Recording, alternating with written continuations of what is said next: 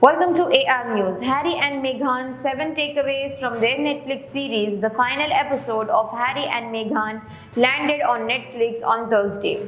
Volume 2, episodes 4, 6 packed a much greater punch than Volume 1. We were given a more in-depth behind-the-scenes look at the couple's life. After nearly 6 hours of television, these are my takeaways. The emotional toll the couple feel they suffered at the hands of the media and the royal family. They talk about Meghan's struggle with thoughts of suicide. Harry admits that he didn't deal with it well. Meghan's mother, Doria, cries as she says, "It broke my heart to hear her daughter wanted to take her own life." They shared their belief that the miscarriage Meghan experienced was brought on by stress as a result of the court case against Associated Newspaper. They filmed paparazzi in helicopters, boats and cars surrounding their Canadian home. They discuss how scared they felt. One of the most damaging parts of their interview with Oprah Winfrey was the claim of racism within the royal family. After 6 episodes of Harry and Meghan, we still don't know who allegedly questioned how dark Archie's skin would be. Meghan doesn't address the accusation of bullying against her, other than as an example of how the palace machine worked to disparage her. Nor do we learn what Prince William reportedly shouted at his brother at Sandringham when they met to discuss the future. The day after the bombshell Orpha interview, the Netflix cameras are apparently filming as Harry gets a text from his brother. "I wish I know what to do," he says, looking tensed. "We wish we knew what was on the text, but we don't find out. These programs still leave a lot hanging. Anybody who watches the prince as children walking behind their mother's coffin on the way to her funeral will likely feel profoundly sad that their relationship is now so broken." In this second volume of episodes, Harry is much more directly critical of his brother. He believes that what he calls the dirty game of negative believing to member of the media by royal communication team extended to Prince William office. He says having seen how his father's team would brief against their mother, the boy had agreed they would never do that.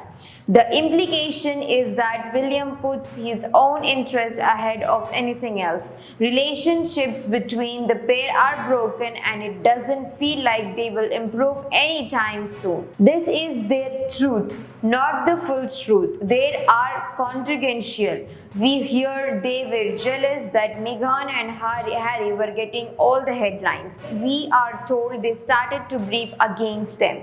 Then we also hear that Palace approved an entire Meghan and Harry documentary made by ITV in which she famously shared how she was struggling. But life isn't binary. It's possible to feel that the narrative may not be as simple as they see it, while also sensing that their deputy is a huge loss to the royal family and to the Britain more widely. We can forget the joy so many felt about their union. The gospel choir in the Abbey and the optic of Meghan working with the Greenfield community on the cookbook, the possibilities that having a biracial woman at the heart of the royal family offered to Britain and the Commonwealth. What happened can't help but feel like a missed opportunity to move royalty into more representative 21st century. In episode 6, Harry says everything that had happened to us will always going to happen to us. If you speak truth to power, that's how they respond. But his story began much earlier, losing his mother, free-falling prematurely to numb the pain and making some dubious choice along the way, finding a woman onto whom he could project the mother he lost, and a lot of therapy. Perhaps the journey Harry has been on was always going to end up here. In California, split from the family linking would that have been decades in making. He clearly feels that by standing up for Meghan against the tabloids, against the family, he is righting wrong on behalf of his dead mother. In his mind, Meghan is the heir to Diana.